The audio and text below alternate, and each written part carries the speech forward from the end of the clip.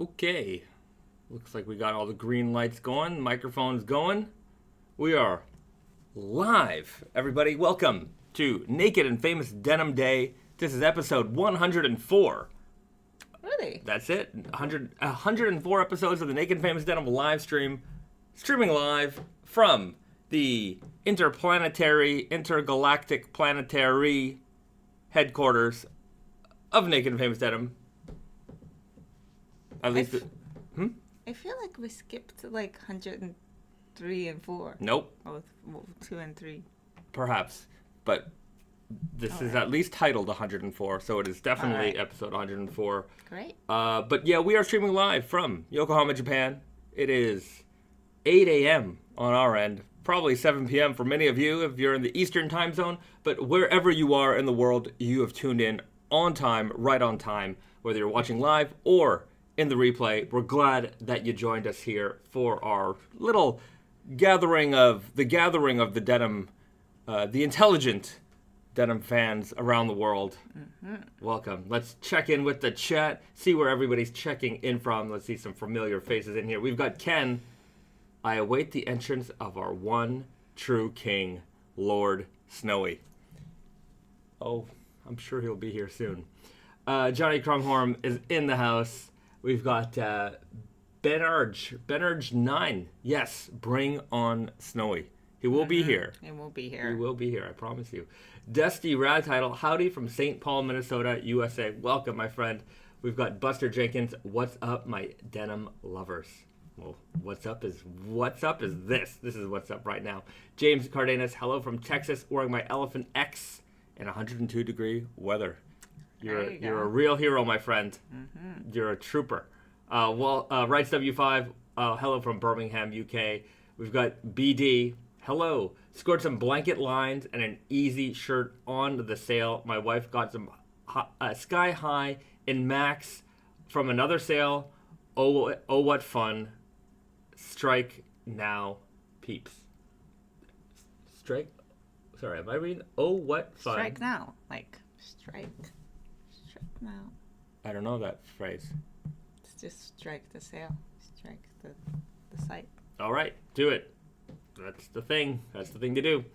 Patrick Sanchez, Happy Canada Day from Japan. Yeah, I guess it's July 1st. Yes. So it is Canada Day today. July 1st. Yeah, Jeez. I didn't do anything to celebrate. Except for the Americanada Day sale live on Tati and Yoko. And yeah, but it's today. We still have all day to still have all day to celebrate. Yeah. That's true. I guess I'll just do the traditional drinking of maple syrup. I'll just get a liter of maple syrup and down that, and I'll do my part as a proud Canadian. Okay. I am wearing enough denim, though. That's true. I am wearing a lot of denim. Okay, so I'm doing my part. Invisians, DC is in the house, and Larchu, sorry if I said that wrong, Bay Area is in the house as well. Buster Jenkins also snagged the Pickle Ricks. Great option. Austin Fletcher, hooray, here in Little Rock, Arizona, rocking my sweaty Japan Heritage Black in 100-degree weather. All right. Yeah, it sounds like it's hot out there, everybody. It's hot out here in Japan as well. It's the humidity. Yeah. It's humid season right now. Well, already this week we hit like 34 degrees high, which is... It's kind of... I don't think it's 100, but it's up there. It's up there. We've got... I want to make sure I say hello to everybody because you guys are here, and I appreciate that. But if I miss you, next week I'll get you. We've got Shay Loudley, Hinton, Alberta, representing. And we've got Edward Mendez, Chicago here in my Blue Jay Selvedge. Fantastic. Gus Howdy from Gainesville, Florida. Welcome, my friends. Sorry, I'm going to skip down a little bit. We've got Nick Vilpu. Good morning from Chigasaki. Welcome, my friend. Jake Schneider, Ventura, California. All right, everybody. And Shane, Vancouver, Washington. Everybody, welcome. I'm so glad to be here with you. You know, usually the live streams for me represent like the end of my work week. And my work week hasn't ended since it's been a while. I've been on like a, I don't know how many days in a row stint, but I think I had there was the last live stream we did, then I had the Sunday off, and then I've been working since. And like it's been an aggressive work schedule, I have to say. I was in Paris last weekend. We were showing off the spring summer 2024 collection. So right now, as a company, we're in that's the mode we're in, spring summer 24. We're meeting with all of our retail partners around the world, showing them the new collection, making sure they get their orders in, so that they can have all the products that you guys want to have in store. We've got the new collection right here.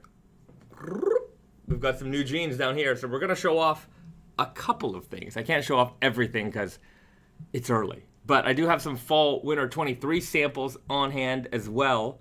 So between now and like the rest of the summer, you're gonna see a lot of great previews of things to come. So next year. Yeah, next year, but even this year, we got all the fall stuff. No, almost all the fall stuff. There's like 2 jeans that we don't have. One's the Halloween release, which you still haven't figured out. Technically, someone's figured it out. Right. Yeah. Yes. Yeah. And then there's the 15-year anniversary jeans. We don't have those samples here yet, but hopefully we'll have those soon. But yeah, Paris last weekend, we got to meet with a lot of our retail partners. Risa was here in HQ, taking care of business. HQ in Japan. Asian HQ. I had a 40-hour hell ride to Paris. I think I spent as much time to and from Paris as I did on the ground in Paris. So shout outs to the Munich airport. Actually, it wasn't terrible, but I did have to spend an entire day there. It was great. It was great. If I had to be stuck anywhere, I'm glad I was stuck there. I could have been in a lot worse airports. It was a nice airport, the Munich airport. It was a nice airport. Despite the chaos, good airport. Yeah. Sometimes people freak out way too much when it comes to like travel disruptions. Right. I mean, I understand. It's like when you're like, when you have a schedule, like, it's hard. Like, there was nothing you could have done. So, and, you're used to that. But then, if it just happens to you and there's just, I think people feel like there is something to be done and they freak out. It's just like, well, we got to get there. Right. Like, yeah, but there's really no options. Yeah. For me, it was like flight delay, and then thunderstorms and lightning. And I'm like, yeah, we're not taking off in that. Right. And it sucks because, like, summer like, travels, like, tends or supposed to be easier. Because the weather is not as bad as wintertime when there's snowstorms and stuff. But, yeah. Pedro writes, did you eat any croissants? Croissant. I don't know if I did. I ate... If you did, it wasn't memorable. No, so whatever I ate for breakfast was coffee. I had a couple croissants because the cafe at the venue had some pastries. But, I mean, it wasn't the fanciest thing in the world I ever ate. It wasn't the fanciest croissant. You would know when you have... Yeah, I did not... One night we went to a very nice... pizza restaurant that we've been basically going to for 15 years. So that was fun. But and we got to, what else? We got to meet up with the guys at Pronto Denim in Thailand. I haven't seen them since before the pandemic. It was so long, and we got to see them. We got to hang out with them. It was like, seeing someone it's been this long, but it felt like it's only been like 20 minutes ago. So I love.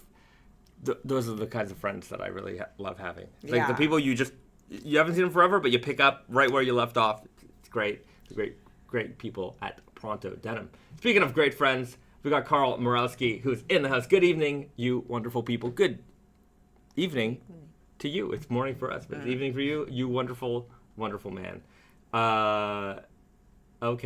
I didn't know how far to go with that. But we'll just leave it there. Abel S, you should try Cedric's Grolet croissant when you're in Paris. I will check it out next time I'm there, which will be in a couple of months probably.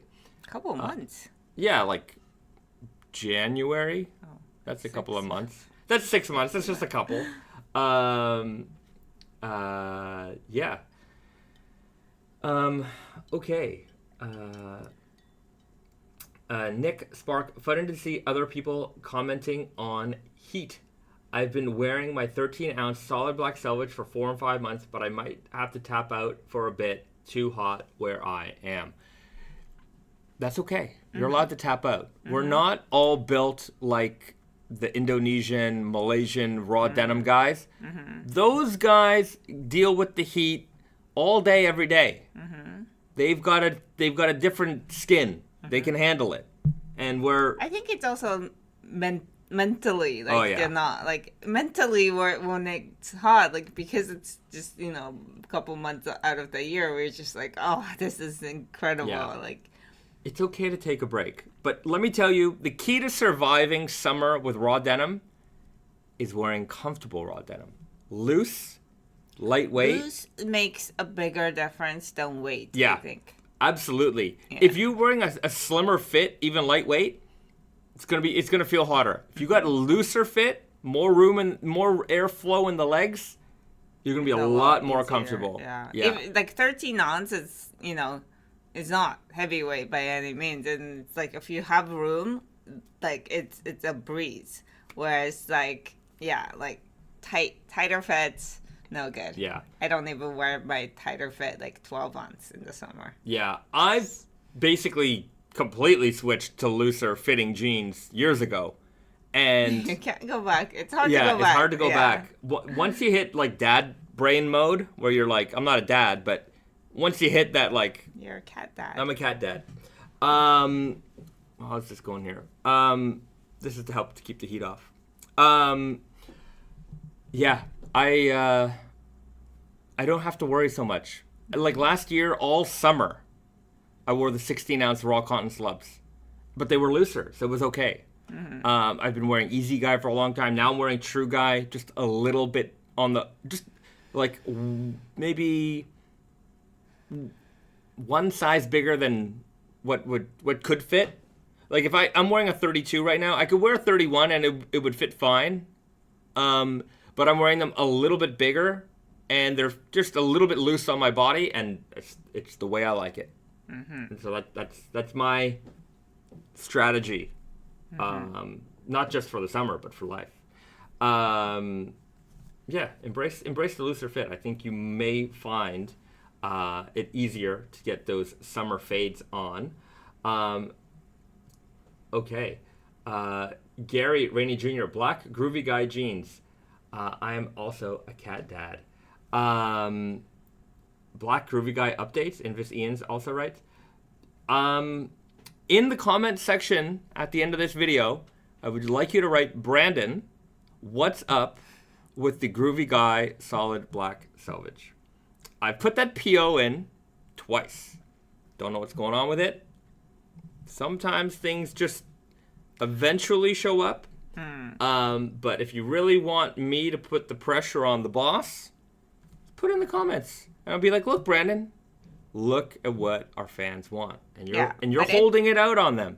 But it's also sometimes not just a matter of, putting pressure on somebody. It needs to be what we need to make at that time. Oh, we need to make these.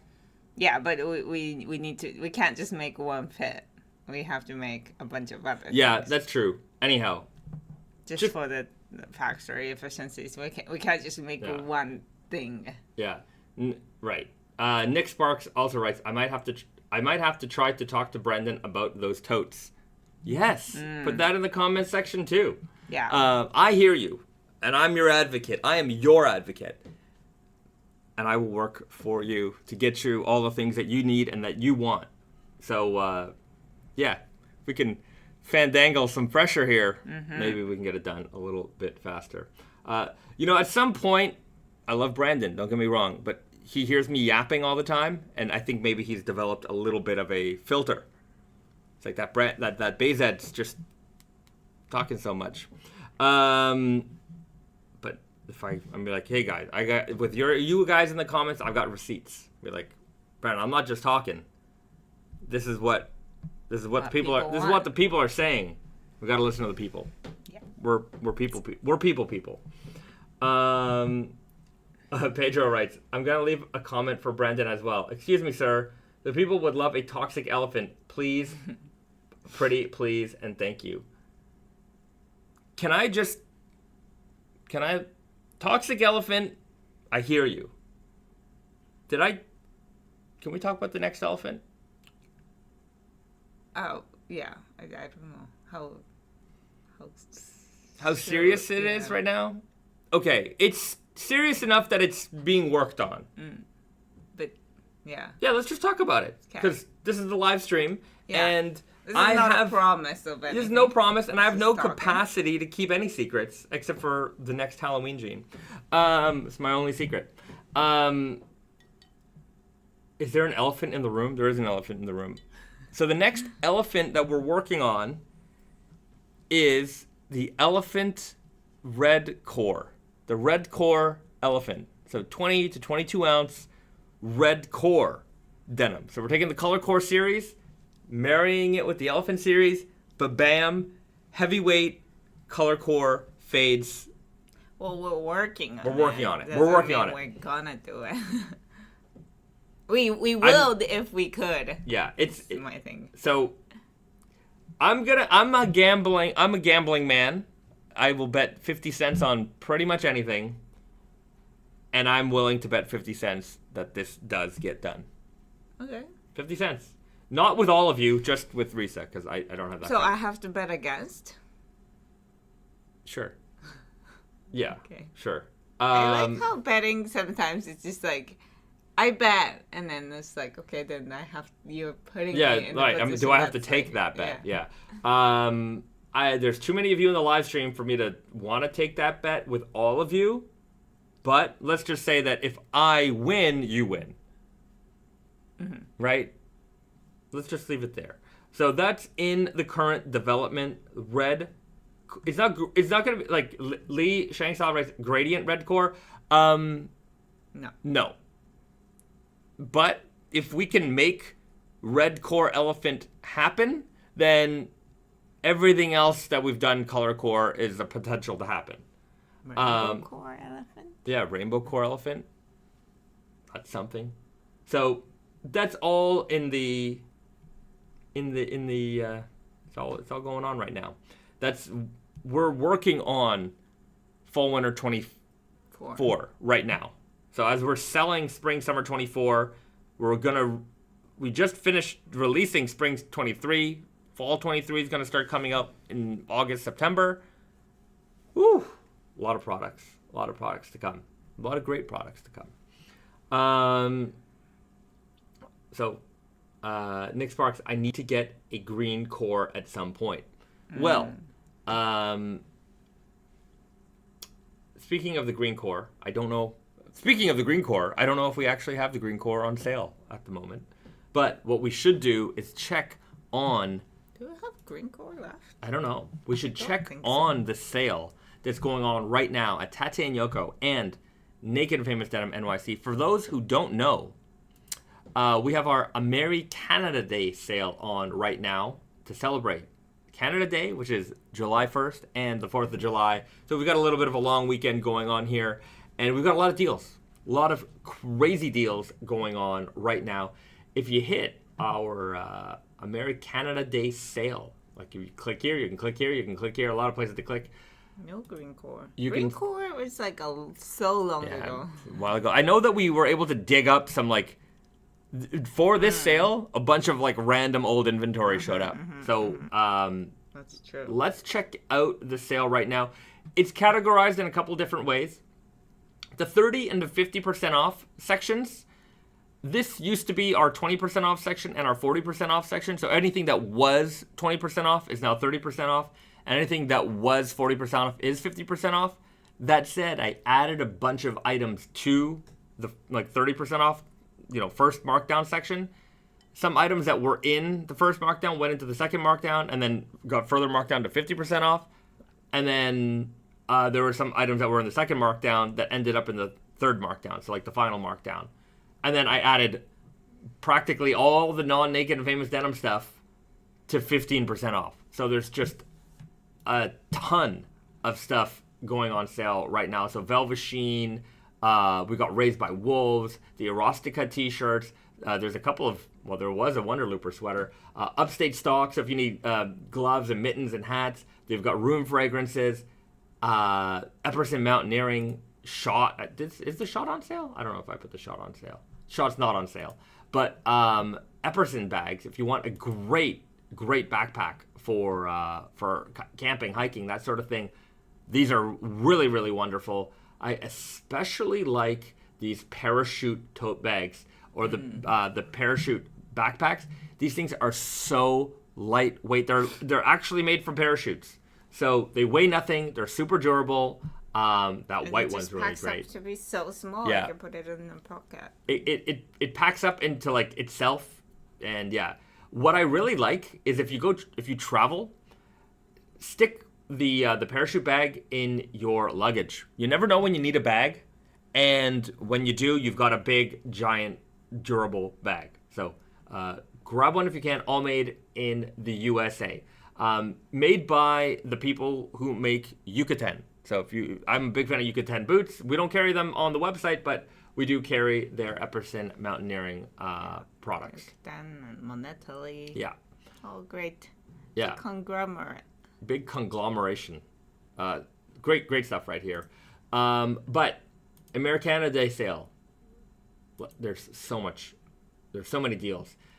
And it might be hard to filter everything because there is so much. Japan Heritage Kasuri on sale. Get them while you can. That's in, is that on first markdown? 30% off?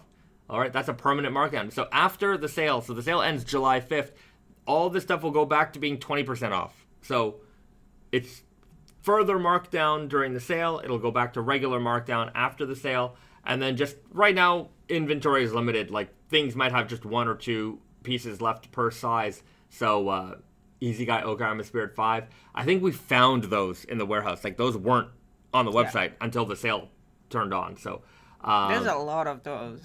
We just found long gone styles. So the thing that you can do if you're looking for a particular fit, click over here and you can filter everything down. So if you're looking for Weird Guy, all the Weird Guys will show up. And then we do list everything out by size. So sizing is limited depending on the size or style. If you are 28 or 29, you've got options. We got a whole bunch. So there's a purple core, a random purple core. True Grit. A True Grit Selvedge. Fantastic. Right? So a few things popped up during the sale. Weird Guy Recycled. Like those were gone. So check it out. Filter it down. See what you like. Get something for yourself. A loved one. There's a lot of deals to be had here. And let's see what's on the final zone.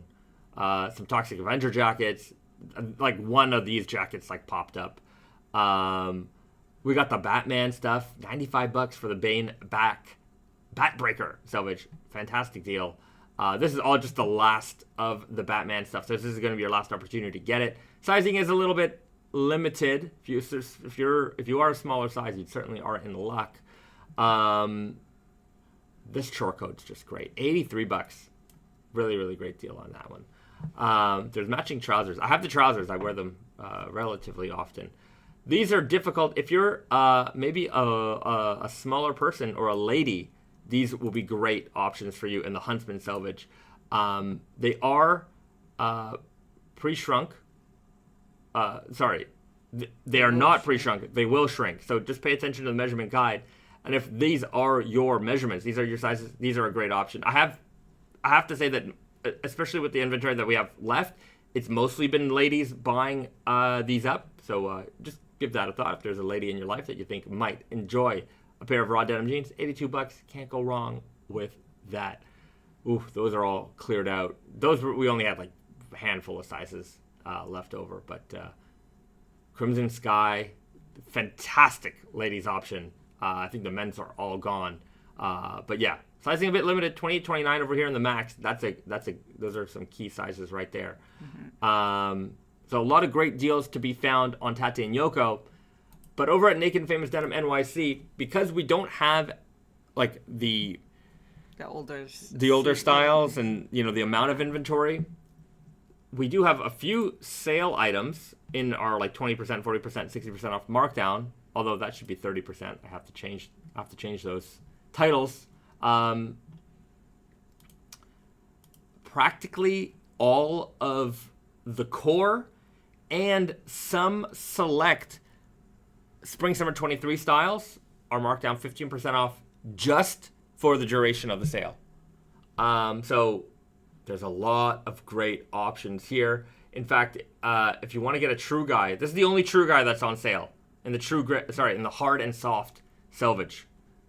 You can grab that while you still can. That's a one and done style. When these are gone, they're gone. And yeah, if there's a core model that you've been after, or maybe you want to pick up another pair, like a left-hand twill. I don't think I've ever marked down the left-hand twill Selvedge. Yeah. Ever. So you can get them now for a couple bucks off. Strong Guy Dirty Fade, $144, $170. So check out. Yeah, I mean, $26. That's not nothing. It's not nothing. That's a meal.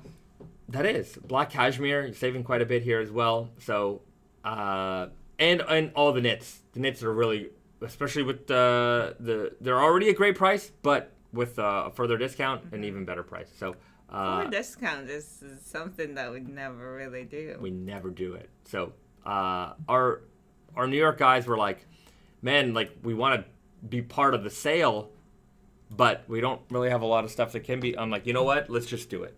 Let's just do it, and we'll get some excitement over there as well. So hopefully you can take advantage. You can enjoy. I'm gonna say also, because our good man Terry in the warehouse at Tate and Yoko, he gave us a great idea, and I think it's a good idea. And if you watched the Tate and Yoko IG live today, they talked about it. If you're gonna place an order, in the comment section say something like, actually in their video they said write banana, but I'm gonna say write banana or write thanks Terry, or thanks Terry / banana, whatever. And he's gonna give you a few extra stickers and stuff like that in your package. So show Terry a little bit of love. He's gonna be packing a lot of orders, shipping a lot of orders this next week. So also, be a little patient. Right.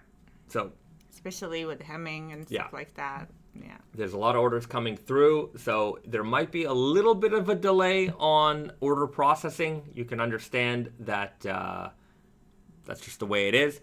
And just to give you some context behind that, the warehouse was open today. The sale started technically on Wednesday for our live stream audience. Then I announced it on Thursday.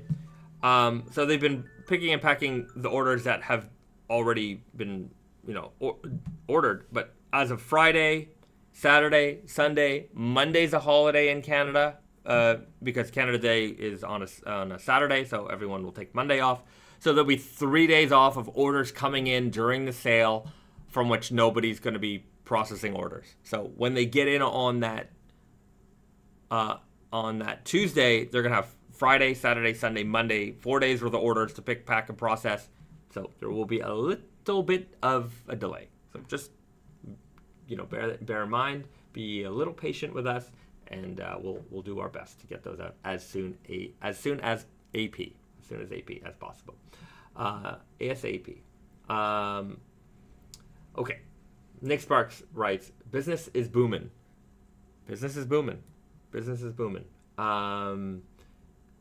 Definitely this weekend. It's going to be very, very, very busy.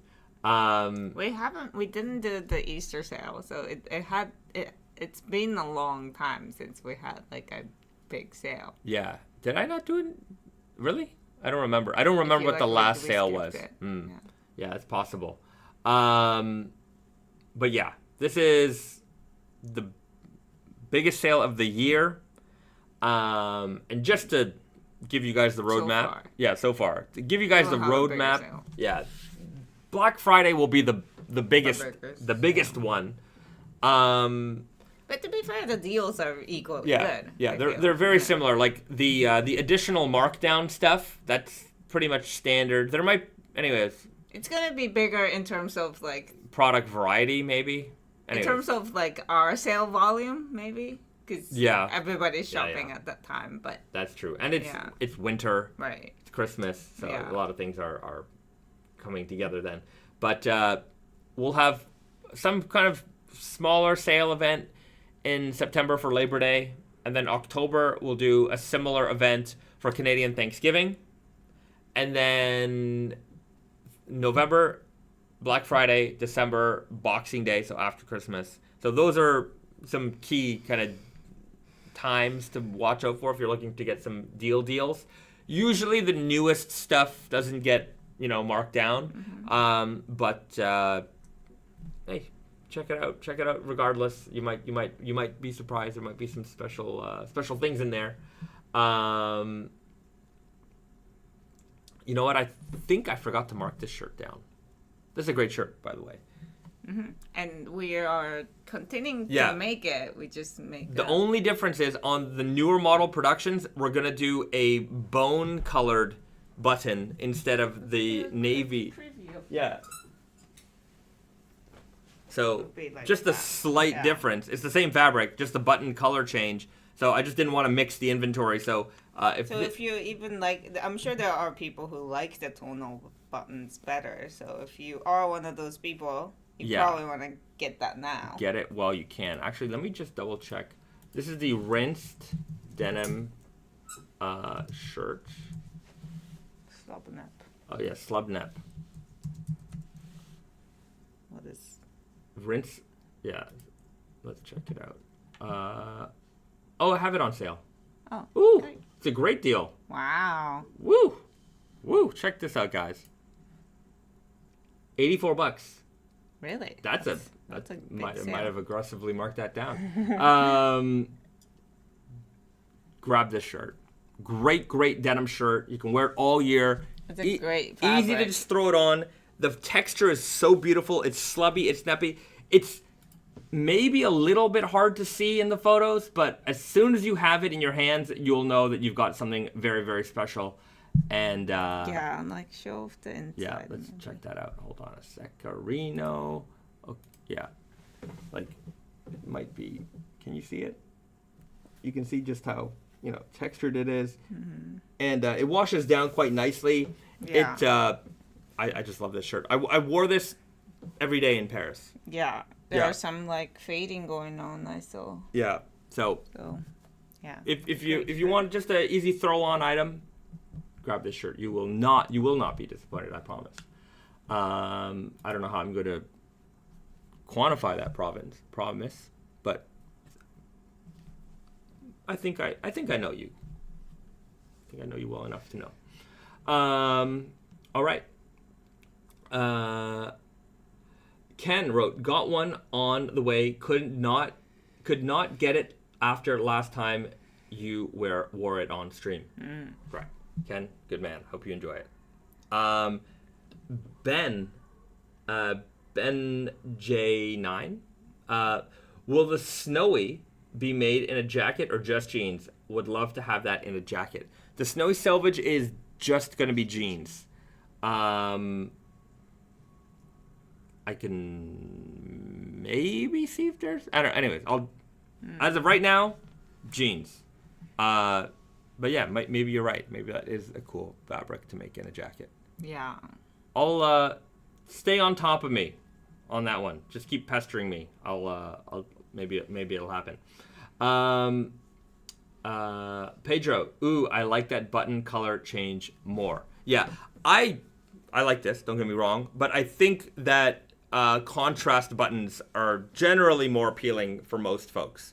So, I mean, it is nicer buttons too. I feel like that. These are melamine buttons, and they're dyed to match. Like they're quite like matte and navy. Maybe it looks a little shiny on the camera, but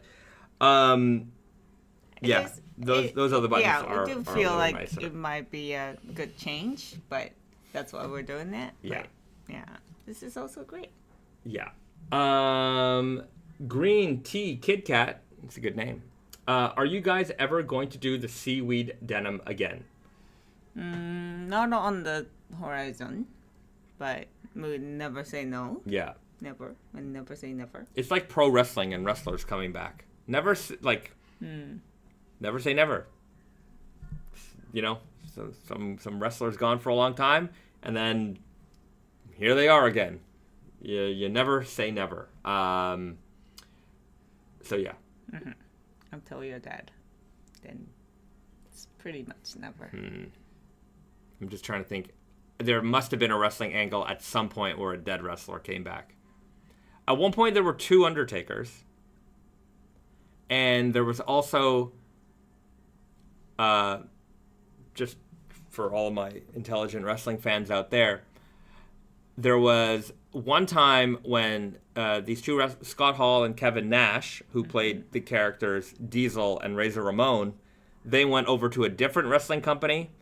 So the WWF at the time decided to take 2 other wrestlers, give them the gimmick of Diesel and Razor Ramon. And so it's just that Kevin Nash and Scott Hall were so, like, those were their personas, that even in another organization, people saw them as that. So to have, like, them exist in 2 worlds, and they also got wrestlers that kind of looked like them, but not really, and dressed them up the same. It was amusing, to say the least, that they tried to pull that off. Invis Ian's 2 Undertakers with the OG versus Kane. Yeah, Invis Ian's NWO for life. That's right, it's for life, everybody. I saw a funny like Instagram reel where somebody took like a spray tanning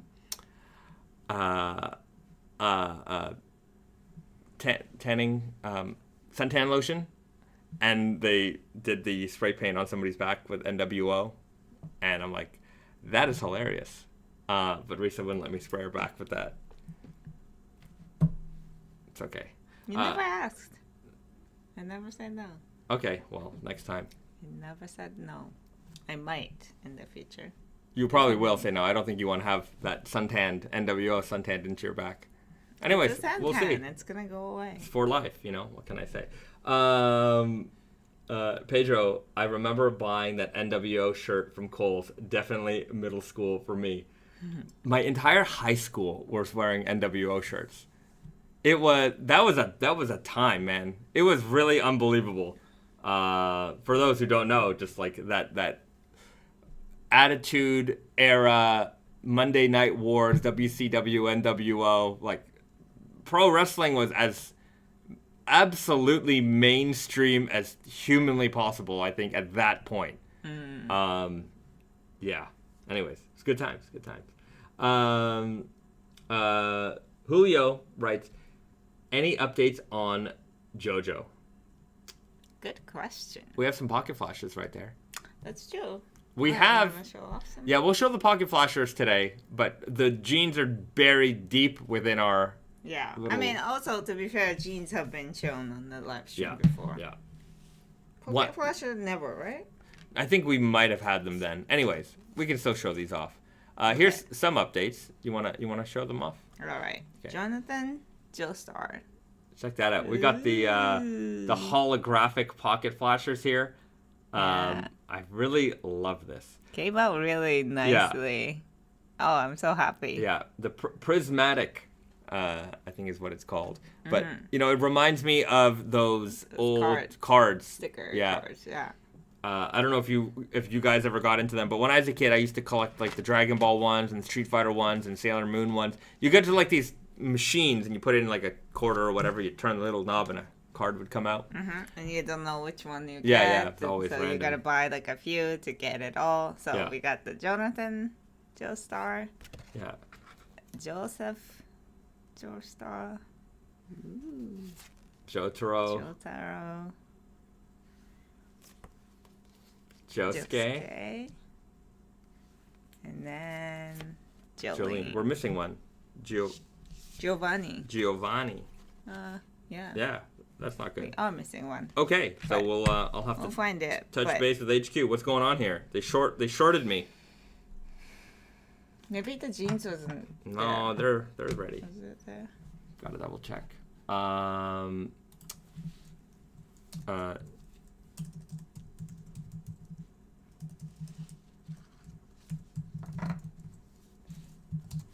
Yeah. Anyhow, Giovanna. Giovanna.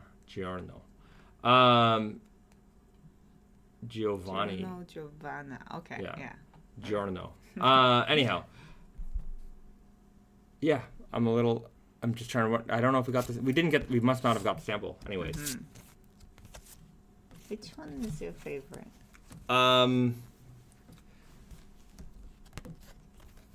like that. The Josuke one is pretty good. This one.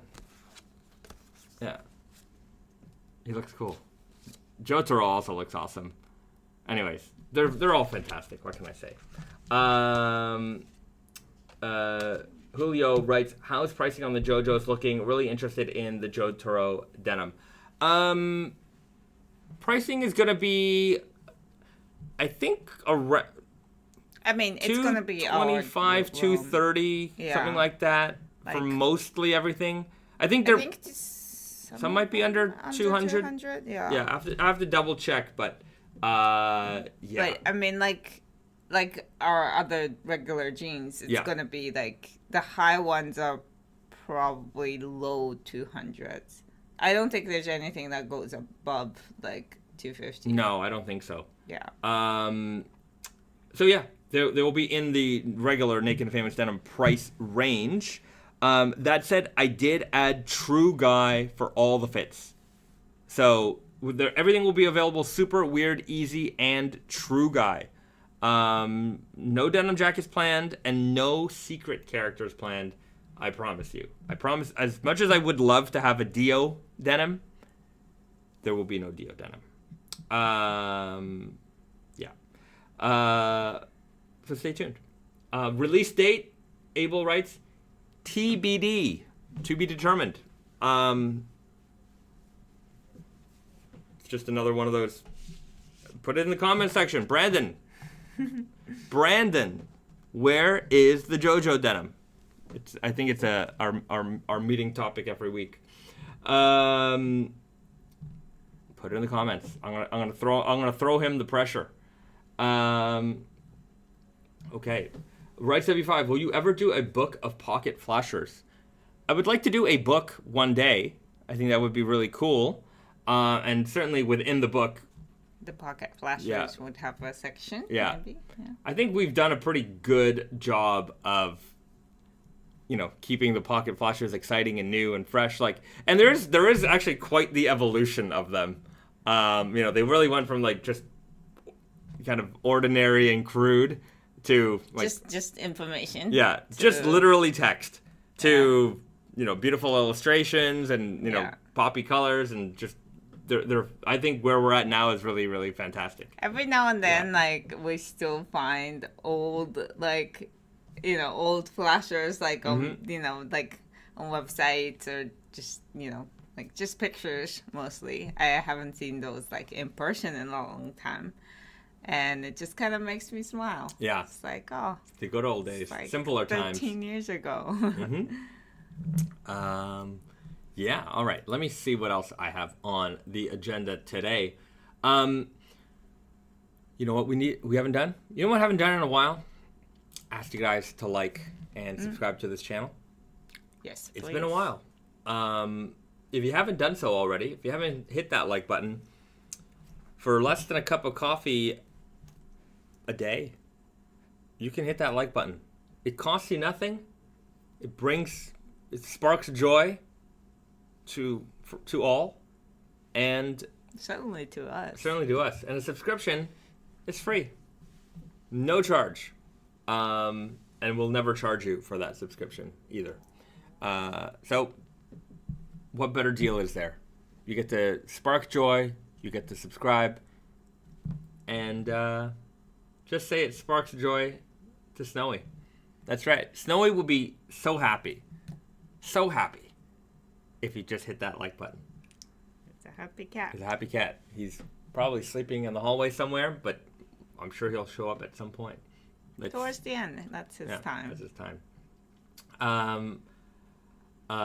Julio writes, I totally buy a book of flashers. I've been keeping mine so far from my pairs. I've been keeping mine so far. I've been keeping mine. You've been collecting them. It's great. It's not even like, you know how like, okay, it's one thing to have actual like flashers. Yeah. Because some of them have, you know, interesting paper quality and whatnot. But I don't even think we have all the data in one place. No. It would be whomever would have to write this book for us would have to be, you know, like investigator. Like they need to track down every single loose end. They'd have to work in our office for a couple of months just to collect all the data that they need. Yeah. It would be very difficult to figure out every model that we've made. Not impossible, but the problem is some of them don't make it into the line sheet. Yeah, some items don't make it into the line sheets, and then there's also the early days of Naked and Famous Denim. We were using one system, and then we switched over to another system, and we didn't migrate a lot of data. So, like the earlier days of Naked and Famous, there's just a bunch of models that that product information just didn't make it into the new system. So the collaboration ones are hard to find because they didn't make it into line sheet. I feel like the and like retailer exclusives, like Barney exclusives. Yeah, that's what I mean mostly. But because we didn't really do like, you know, property like IP collaborations before. Right. But yeah, those are hard to keep track of. Those tend not to be in our warehouse either, like in our archive either, so there's a couple of missing links. Can't wait for the Brandon era flasher chapter. The brand, you know, it was amazing how much we did back then with what we had. It's amazing how much we do now without like we're very do it yourself until you can't, or until we finally take the step to hire a pro, like flashers, you know. Yeah, pocket flashers. We work with some great illustrators. But even like product photos, like we do it all. We don't like we at one point we tried to send it out to a studio, and then it's just But like, you know, back in the day we didn't. You know, like we didn't even do it on model. Right. Although to be fair, like the line sheet photos were done on models from like. Oh right, at the very yeah. Right. Anyways, there's just been a lot, but back in the day, like early when it was just me and Brandon, it would be like we'd hire a photographer though. Like we wouldn't do the actual shoot, but we'd basically just go in on a Saturday with all the samples.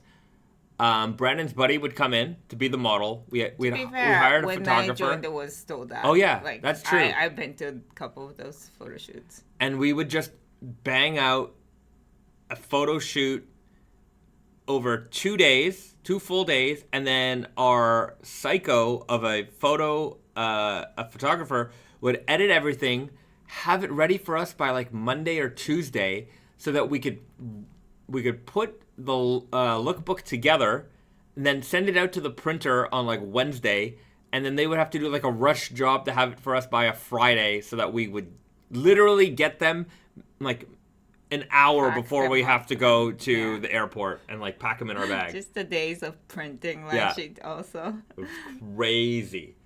But yeah. Anyways, not too much, I guess, has changed, but still, it's just the volume of stuff. Oh, we don't print line sheets anymore. Yeah, we don't print line sheets anymore. That was a lot. You know, back in the days, you go to any trade show, and everybody would have like a luggage that was just full of lookbooks and line sheets, and order forms. Now, all of that is digital. All of it is digital. I wouldn't say all of it. We still see brands that print like brochures, or maybe like a small brochure, but. Yeah, well, full line sheets, some of them, but they're not the mainstream. That's not like what everybody does. I remember we would take we had order form pads, and you'd have to write in the style number, you write in the size runs, you write in the price. Pretty recent. You'd have your calculator going, you'd write it all out, and you rip it off. Here's your copy, here's my copy, and if they lost their copy, hopefully you didn't lose their copy. And if you didn't enter their order in this, like, it was a whole thing. It was, and I have to say that it changed rapidly. Well, we went from papers to like a USB key. Yeah. Oh, right. Yeah. We used to give people like an Excel file. And then, file. like, I remember that was like USB. We were giving out USB key, and people were like so happy. Yeah. It's like, oh, this is so useful.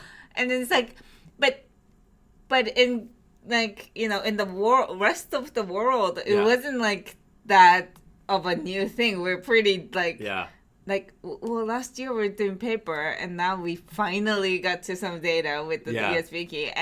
But everybody else in that room, in our world, wasn't doing that yet. So like, customers were like, oh wow, you're so ahead, like you're so futuristic. It's like, yes, but it's also 2015. Yeah, you know, we would have a USB key with like a PDF of the lookbook in the order form. Yes. And they're like, thank God, because they were going around all day, going from, you know, at the trade show, they're going from booth to booth, and they're collecting lookbook after lookbook after lookbook, and then by the time they're done, they would have just all these bags of lookbooks and line sheets and order forms, and it would weigh like 50 extra pounds.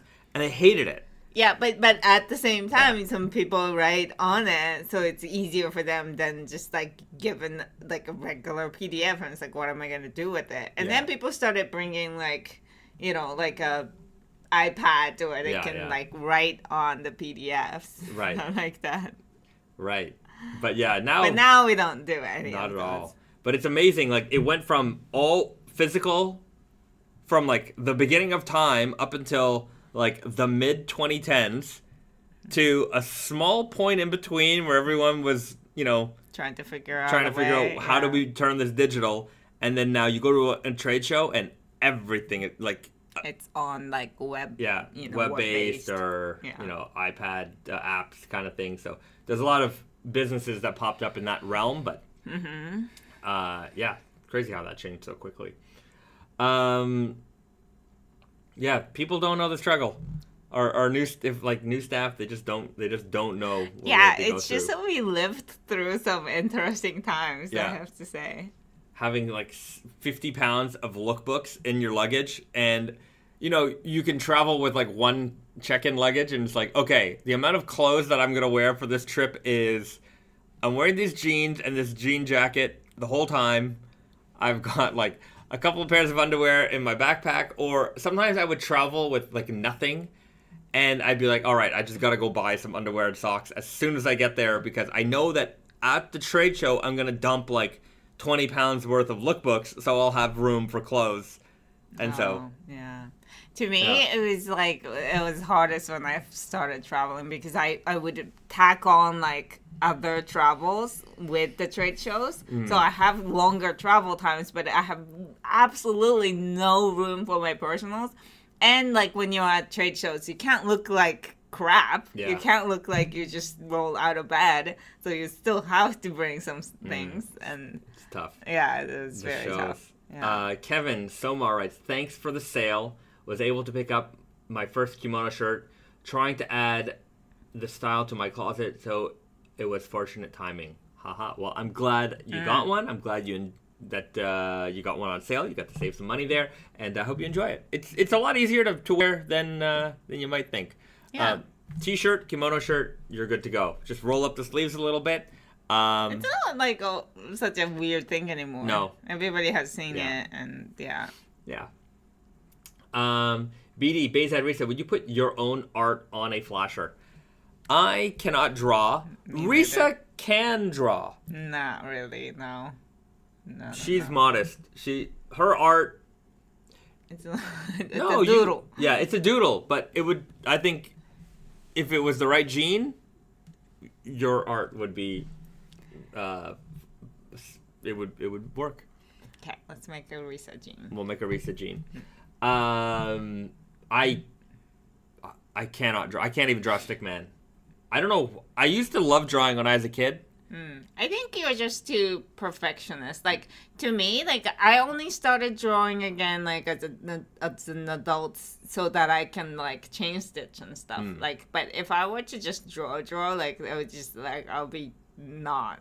Like, the only reason I draw for chain stitch is because I have to. Like, I just, in order for me to do something with the embroidery, that's what I have to do. That's why I do it. But, I mean, it's just a matter of confidence. Like, you can draw. Your drawing is sometimes really good, but, like, are we going to print it? Like, that seems like a high bar. No, you're there. You are there. All right, we had some questions about lighters. We do have some Naked and Famous Denim Bic lighters. In fact, if you write that Terry thanks / banana comment in your order form, in the order comments on your Tate and Yoko order, Terry might throw in a lighter in your order. Maybe. While supply lasts, so it's not guaranteed. Yeah. That said, Zippo. I don't know if we'll ever make a Zippo. I mean, that's kind of a cool thing. Yeah. But I don't know. Yeah. I wouldn't mind doing a little bit more like EDC type products. Yeah. I would like to do like a high powered like mini flashlight. That'd be kind of cool. But yeah, there's a lot of little things I'd like to do. Lighter. Yeah, I'm not sure if we'd ever get into doing a Zippo. I'm going to say it's probably no. But at least we have the Bic lighters for you. So yeah. Okay. Hello, Adam writes, hello, fellow weird denim people. We're not weird. We're just misunderstood. Some of us are weird. Yeah, weird guys. Julio writes, anyone got experience with the Emperor of Slub or MIJ7 waiting for them in the mail? Anybody who has them? BD writes, MIJ7s are awesome. So anyways, if anybody in the chat has those pairs, let Julio know your thoughts and opinions on that one. BD, I'm still waiting on that Blackwing times Naked and Famous Denim collab. They're made with Japanese wood, I think. Yeah, the pencil stationery brand. Oh, yeah. I wouldn't mind that either. For me, there's a couple things I would really like to do. I would love to do like a headphone. Like I would love to do like a high-end headphone with like a indigo wood like cup or something like that. Indigo dyed wood for the cups. They will be expensive. It's very expensive. That would be really cool. I think that would be really neat. Yeah, some kind of torch, flashlight kind of thing would be really cool. We make knives. Knives. Yeah, those are maybe my... Like cups. We make the cups. So we got the cups done. Yeah. Yeah. Can it be? You guys let me know. The one I would like to do is the biggest one I'd like to do is a headphone. Or like maybe a watch. Maybe a watch. Like if we can do a G-Shock or something like that. Like a Naked and Famous G-Shock, I think could be kind of cool. Yeah. Could be kind of cool. Or partnering with like a small like watchmaker kind of brand to do something special. Not just like a denim strap, but like I don't know. We'd have to integrate more, somehow. More deeper. Yeah, more deeper than that. Mm-hmm. Julio writes, would you guys ever consider doing bandanas like the one you're wearing? Would I ever consider it? The problem with this is the artwork. I don't think it's a problem. Yeah, we'd have to design it, and like it's a whole thing, and yeah, I mean, I don't think it's that hard. We don't have to draw. We can hire somebody. Maybe, I don't know. Yeah. I'm not.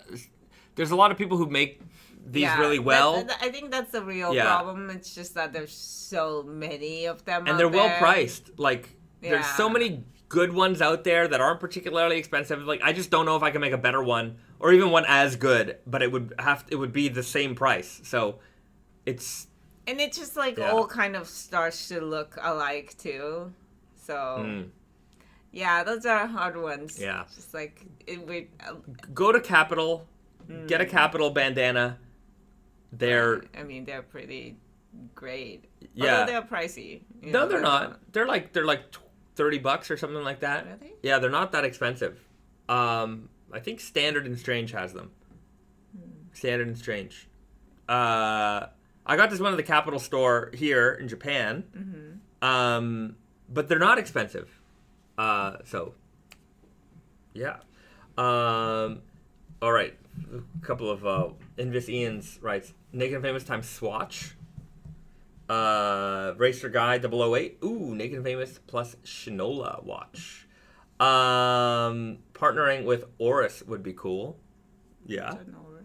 It's like a luxury watch brand. Oh. Yeah. Yes, all of those would be cool. Omega would be cool. Omega Naked and Famous Denim. I don't think it's gonna happen. You can dream. I can dream. And anybody out there working for the good people at Omega, let me know. I'll let's talk. We can do some business. I can bring you tens of sales. Tens. Okay, Matthew Jennings writes, flying to Tokyo in 9 hours in my Sakura Sky. Excited to see Japan for the first time. Yay. Fantastic. You're bringing the Sakura Sky to the sky, back to its home, right here in Japan. It is humid right now and a little bit rainy. Yeah. Depends where you are. But it's not the worst time to be in Japan, though. Yeah. When is the worst time? I think I was gonna say July. In terms of summer, like August is the hottest. Okay. It's technically the hottest, and if you get hit by a typhoon, that would make your experience even more fun, more exciting. I mean, it's fun. Yeah. But it's a lot of rain. You might not be able to get to where you want to be. Yeah. Matthew Jennings, I'm Floridian. I'll survive. All right, good man. Florida man survives everything. That's the new headline. Yeah. Green Tea Kit Kat, Naked and Famous plus Japanese micro brand like Kuoe or not. I will check them out. I think that would be cool. That would be, that would make sense if we did it. Depends on what they make, I guess. Right. Is it I'm presuming those are watch brands. Right, 75 Naked Famous keyring, and the watch ID. Yeah, a keyring. Yeah, that'd be kind of neat, like a good keychain style product. Yeah, I like those ones that like. Masterpiece. We have one. They have a really good key ring. Yeah, that can function as other things. Yeah. I also like those glow in the dark one that it just glows in the bag so you can find it easy. Yeah. I have to. You know what? Yeah, who makes this? Corter. Okay. Corter Leather. This is the best. This is the best. I've had this for years before I took it. This is probably 10 plus years old. I got this. Jay from Blue Owl gave me this. It's one of my favorites ever. And then because let's talk about it. Because you can just slide it in, and it's it is a keychain, but I don't have to like finagle. It's just like a slide in. Yeah. And then also it's a bottle opener, and it's like I wear it on my jeans. I put it on my bags, and I open beers all the time. It's great. Yeah. And then this one from Masterpiece. I really like this one a lot because again, it's got like this nice carabiner clip, and it just goes onto the back of your jeans. I've had this one also for forever. So these are my two favorite key rings. Yeah. Yeah. I like the heft of it. It's very that Corter one is amazing. Like metal. It's all metal. It's very heavy. If we were to do it, I would want to partner with the good people at Corter. Go buy one of those. We don't sell them at Tate, but they sell them. We should. Let me go look them up. I'm just gonna give them a big shout out because I think they make good products. Or I wonder if they make this. They do. Yeah, I think they invented that. Corter Leather, and then that's their bottle hook. I think this is Oh, these are like brass ones. Very nice. They will last forever, man. And the price is not bad. Yeah, check them out. These are good people. Bottle hook. Oh, okay. Oh, maybe they just have brass ones right now. But yeah. Anyways, yeah. I should reach out to them. Right75, Naked and Famous G-Shock, as you said, and very different. A watch with Asian 6479 movement. I'll keep that in mind. A Naked and Famous G-Shock would be cool, like an indigo G-Shock. That'd be really neat. Kentaro, man, I just placed a spontaneous / drunk order for the Dynamic Duo and the Heritage Kasuris. Hopefully, I'll be proud when I wake up tomorrow. Spoiler alert, I will be. All right, fantastic. I think you're gonna enjoy those jeans. Yeah. Christopher Davis, I gotta connect with Corter. All right. Well, maybe we'll talk. Yeah, send me an email, Christopher. It's my first name at nakedandfamousdenim.com. BAHZED at nakedandfamousdenim.com. Send me an email. If you can connect me, I'll throw in a keychain for you. Ben, you'll live in the Heritage Kasuris. They're amazing in person. I'm presuming you're talking to somebody in the chat. Okay, cool. Let's do a few previews. Let's do a few previews. I've got 2 Fall Winter 23 previews. Okay. Right here. So these, no ETA yet for the release, but let's talk about this denim first. The Greencast Selvedge. This is, I'm going to just pull it up. Yeah. You talk about that for a second. I'm just going to pull up. This was actually a re-release fabric. We used this fabric originally in MIJ 3. Yeah. 3. This actually was like my favorite Where MIJ. There's just this amazing nappy. Yeah, this denim right here. Yeah, like it's Greencast.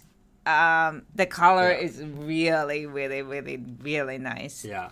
And it's got like a lot of character on it, even though it's not like very, slubby, or it's not. I mean, it is slubby, but it's not like the big slub or anything like that. But it does have enough character, slub and nap throughout. Again, the color is amazing. I think it's like 14 ounce, 16 ounce, something like I think that. 14 and a half. 14. But yeah, the difference between this one and the original MIJ was that the original MIJ was a unsamforized, then tempe-treated denim, tempe-treated jean. This is a samforized version of that. So you're not going to have to worry about shrinkage or anything with that. But you still get that beautiful, like, greenish hue to this denim. It's neppy. It's got a ton of character. And because this is our Naked and Famous main line, you know, some of the details are different, which I don't think it's necessarily bad. Like, I love this leather patch that goes really well with this this denim. It's amazing. And it's, you know, the stitching is a little bit more tamed. It's, you know, single color. And it is a contrast stitching, but it kind of blends in really nicely. Yeah.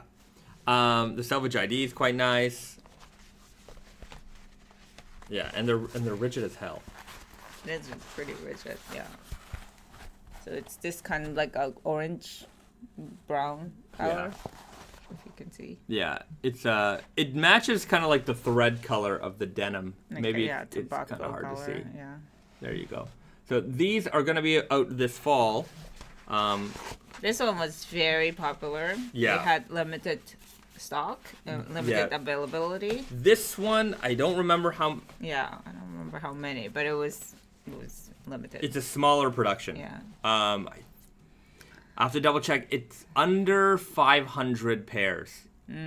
Under 500 pairs, I think, for this production lot. So, if you want this denim, I would say that this is one you have to jump on, right? And I think it's going to be one that's going to be very, very highly anticipated. So that's the Greencast Selvedge coming out for fall winter 2023 collection. Yeah, more details to come soon, and we'll have, you know, some more beautiful photography to go with it. But if you missed out on the MIJ3, or if you got the MIJ3 and just want to kind of experience that denim again, it's going to be a great option for you. We have pocket flashers to show off. Yeah, they're in the drawer. No, I know. I'm just saying, you know. Oh, I do know. Might give you a little bit more of a visual, I don't know. Visual something. Something. There, is that it? No. Wait. Risa's got a whole stack of them, working our way through. Riveting there we go. Wait, there's a snowy one. There is a snowy one, sure. That's our favorite. That's the favorite one, the snowy Selvedge coming this fall. Although, to be fair, this Greencast one is also one of my favorites. Yeah. This is great. It will look nice like that. Yeah. Look at that alligator. Oh, it's 15 ounce. Oh, there we go. Right. So, yeah, the Greencast Selvedge. I like... I mean, that's our son. Yeah, there's a lot of animals in our flashers these days, but animal illustrations, I always enjoy them a lot. And then we have a reissue, and that is the Sumi ink coated Selvedge. This one is different from the previous fabric. It's different. Okay, yeah. Risa says it's different. It's not the same. It's not exactly the same, but it's the same concept. Yeah. At the very least, indigo Selvedge denim coated with a black Japanese ink. So the ink will run. This will fade fast.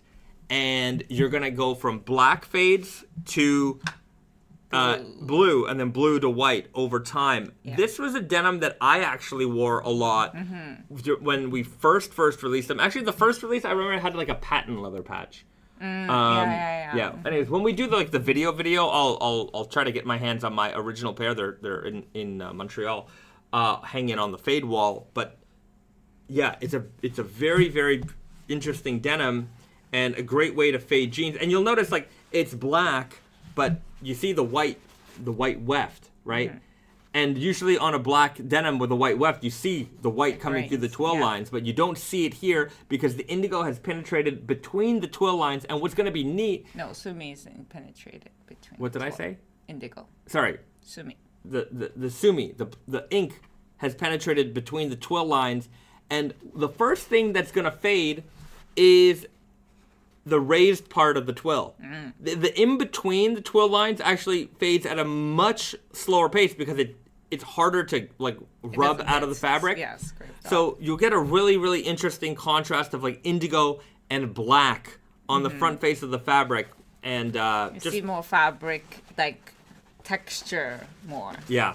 There's the shadows part. Right. And then, well, actually, it's hard to tell, but you can see very faintly that it's a red. Like, if you look on the underside of the selvage, might be hard to see. There's actually, you can see the faintness of the red line there, but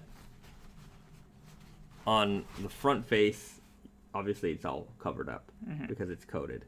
So, like, the back side here, like, that's the actual color of the white part of the Selvedge ID, and then you can see how much it's been coated over. And I like how Sumi coating just comes out really matte. Like, it's very, like, matte black. And it's not, very matte. It's not shiny. And then, it's just such a great fading denim. You will enjoy it. Favorite. And it was one of the most highly requested returns. Ones. Yeah. So Sumi ink coated 13-ounce Japanese Selvedge denim, coated with Japanese calligraphy ink. The Sumi denim. This is going to be coming out this fall. So 2 of the fall winter 2023 releases to come. Spencer Thompson, would y'all ever consider a black over dye?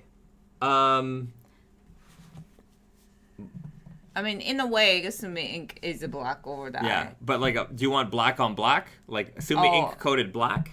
Something like that? I think it's more interesting when you can get the black coating. On black could be kind of interesting because the black dye will fade at a different pace than the black denim. So I feel like it'll look splotchy. Like, because the black denim will fade to gray, the black denim parts will fade to black, and you'll have, like, between the twill lines on the black, it'll be black. Anyways, it could be redundant, but it just probably feels like a very slow fading black denim. It's hard to picture that. Risa B5, the snowy picture is brilliant. Glad you like it.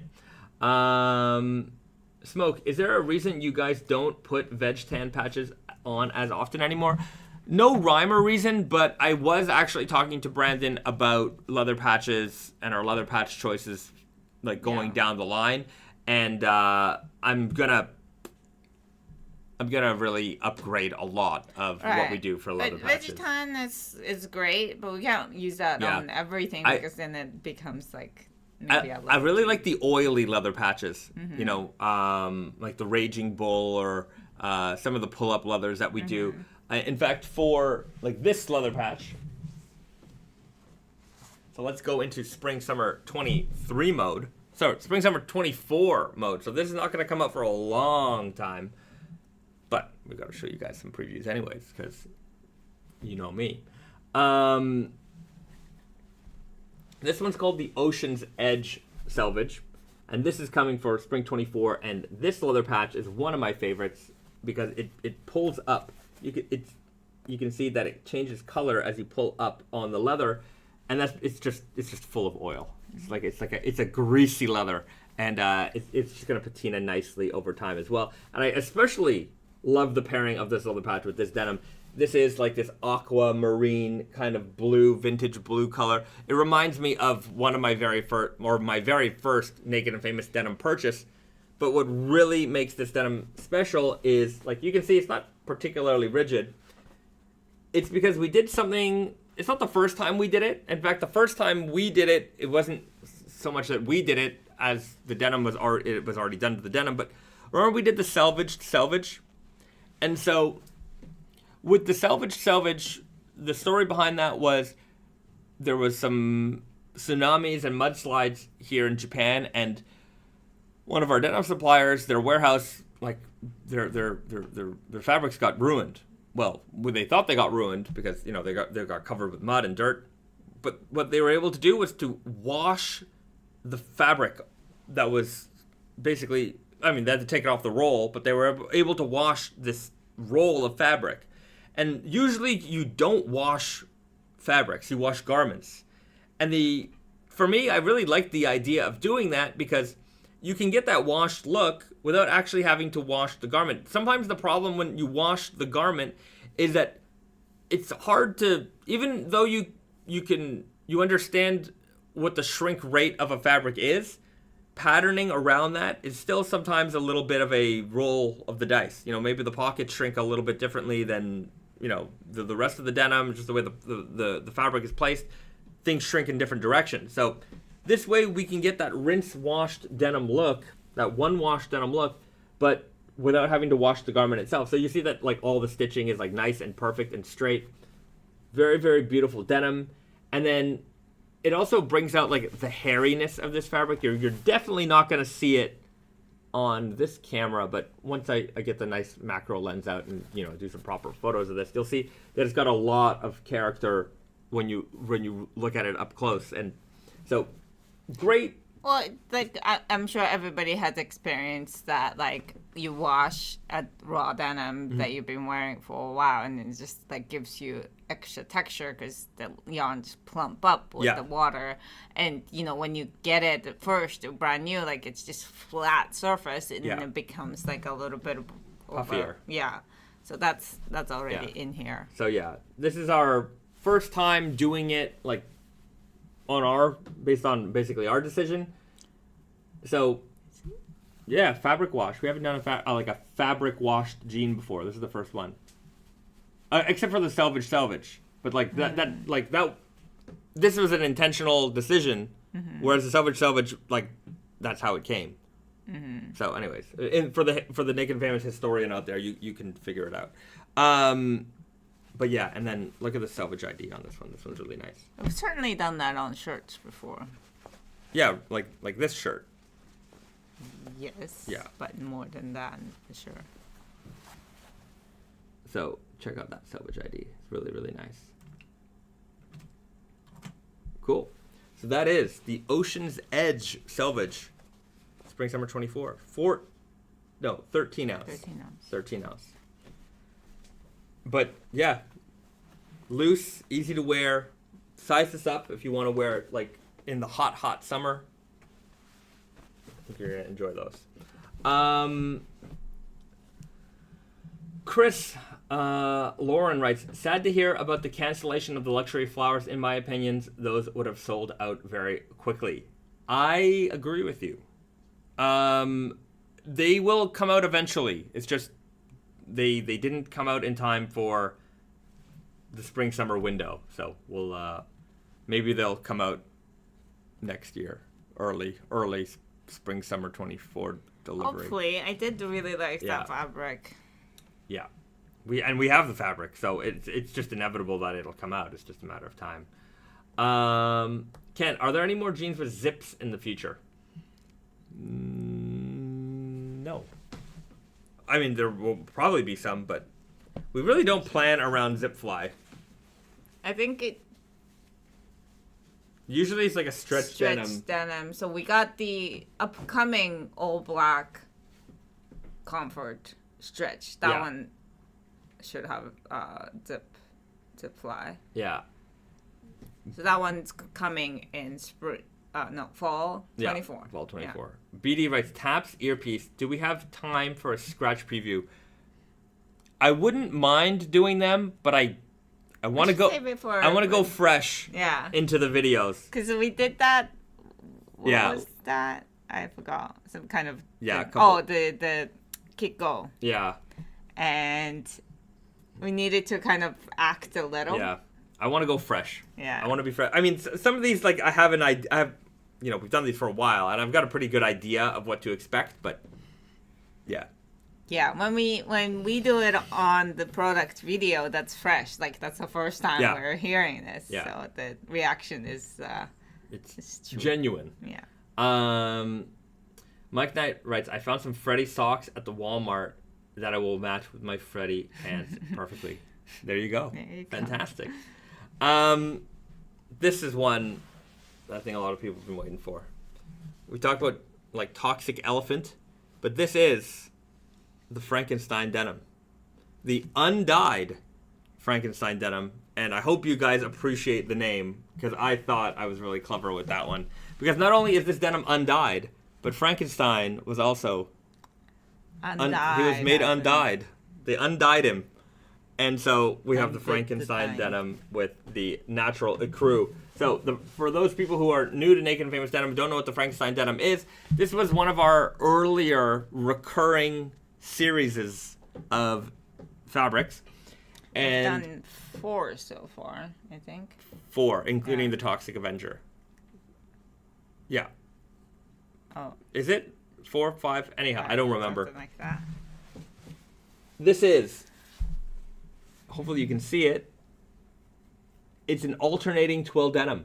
2 inches go left hand twill, 2 inches go right hand twill. 2 inches go left hand twill, 2 inches go right hand twill. So it goes back and forth, alternating the weave. It's a little dark in here. Hopefully you can see it. Made with a big slub yarn. And what's really neat about it is that this fabric cannot be anti-skewed. So anti-skewing is a finishing process that they do on the denim to take the twist out of the fabric. So directional twill fabrics, they will twist towards the bias of the fabric eventually. And so they do something called anti-skewing to prevent that. Now it's not 100%. You know, even anti-skewed fabric still will twist a little bit. But with this fabric, because there is no, you can't take the twist out of it because the machine isn't set up for something that like this. So you've got left-hand twill, right-hand twill, big slub yarns, non-anti-skewed. So you get a lot of crazy texture going on, and then when the skewing starts to happen, the left-hand twill and the right-hand twill portions will start to twist in on themselves, so you get like this crazy mishmash of so many different denim things all in one jean. We call it the Frankenstein. Mm-hmm. Also, the leather patch is upside down on purpose. This is just a recurring joke. Don't know how many people who would reach out to us and it's like, you made a mistake. Yeah. I found a mistake. Yeah. No. No. That's how it's gonna come. So just be aware. Left hand twill, right hand twill, big slub. This sample, hopefully you can see it. It's quite slubby, but we're gonna make it even slubbier for final production. So it'll have even more of a texture. This is coming in at 14 ounces, I believe. I think so. Yeah. So it's gonna be a fun one to wear, and we've been doing so well with the ecru denims, and so we're just finding different ways to, to enjoy ecru. Yeah. Right? We're not just going to keep putting the same one out. It's always going to be something different each year. And I don't know if you can see it so much in the video, but like the stripe of the weaving pattern is just pretty, like you can definitely see it. In real life, you can definitely see it. Yeah. And what's great about this if you hit the right angle, you can see it. Yeah. And what's great about this slub, that I think you can see, is that the slub is on the horizontal side. Like you see a lot of horizontal textures. Yeah. Which you don't see in like other slubs. It's usually the vertical slubs. Yeah. So that's unique in that way too. So, Undyed, Frankenstein denim, spring summer 24. Mm-hmm. Another hit on our hands, I think. It's like another level of ecru jeans collection, too. Mm-hmm. It's just like a step up from your regular ecru. Yeah, so we've got a lot. That pile right there. There's your mini preview of the new stuff. Exciting things in there. Yeah. Okay. Sebastian writes, have you entertained a King of Slub X Sumi? Call it the dark or evil king of slub. That sounds wonderful. Yeah. It will probably be super expensive. Yeah. Have you entertained it? We're entertaining it right now. Yeah. It's very entertaining thought. It's a good thought. Yeah. It's a good idea. Great thought. Pedro writes, that looks like an ecru jean I actually want. Might be picking that one up. You have almost like a year to think about it. Yeah. So. Ricardo Bonner, elephant ecru, please. It will happen. Mm-hmm. Mm-hmm. It will. It's just a matter of time. Yeah. It will happen. Yeah. All right. We got some previews done. Wow. I had a list of things to talk about today, and we talked about all of them. Why is it so dark in here today? Because there's a typhoon. Is there? I think it's a typhoon headed our way. So it's just rainy and gloomy right now, and there's a lot of rain. And we're going to see a lot more rain today, I bet. I missed the weight of the Frankenstein ecru. What is it? I think 14 ounce. Yeah. Okay. Guys, you're going to have to throw some topics my way, because I... Any rants? Yeah, in your, if you guys want to trigger me, ask me a triggering question, and we can get into Bezad rant time. So yeah.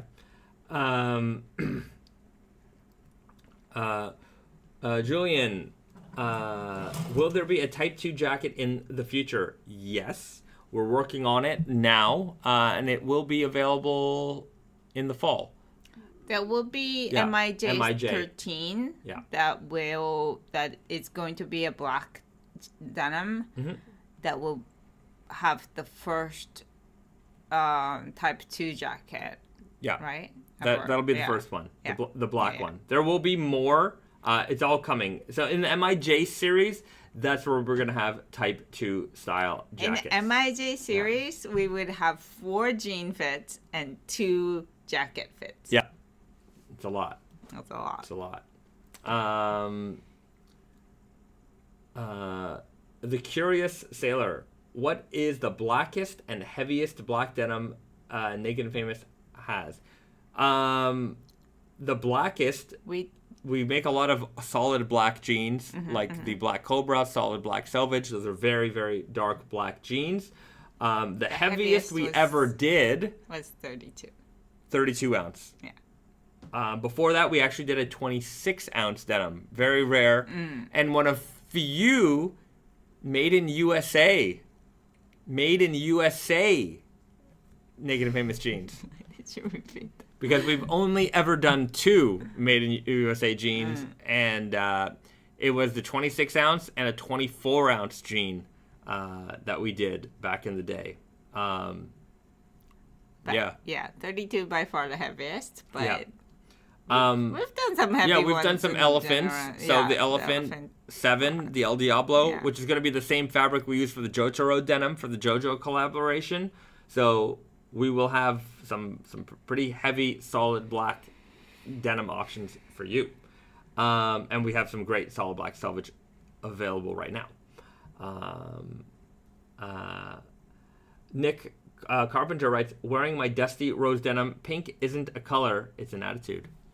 It's true. I'll take that. That's a great denim. I'm glad, I know it's not for everybody, right? But I think everybody can wear it. And I mean, it's this I think a lot more people are open to a lot of different colored denim these days, which is great. Especially the lighter colors are it's so common. Yeah. And it's a lot easier to think. It's a lot easier to wear than you think, and it's definitely an attitude. Once you have the confidence to wear something like that, it just really makes it really changes your raw denim outfit. Like you put that whether the jeans or the jean jacket, like if you take raw denim boots, maybe like a chambray shirt, denim jacket, change any one of those things for the dusty rose denim, you've got like a totally new outfit, and it still works within that realm, and you're just gonna get so many compliments. That shade of pink is very it matches really well with dark indigo. It matches really well with black, brown, white. It just goes with a lot of colors that sometimes even better than some shades of indigo. Yeah. It's a great color. Kevin with a good question. What outfit colors would you match with the purple core? Black. Purple core. Black boots, black leather jacket, white t-shirt. I think that kind of that greaser look with the purple core, that's the way I would do it. The other way to do it is just very casual, like sneakers, like Converse sneakers, more street kind of style. Yeah. But if you wanted like the raw denim look, I think with the black leather, I think it's going to match up really nicely. Lee Shang style. What are your thoughts about? This is a good question. What are your thoughts about country of origin versus quality, e.g., made in Japan versus China versus Canada? What are my thoughts on country of origin versus quality? Look, quality is something you can get. You can get quality anywhere.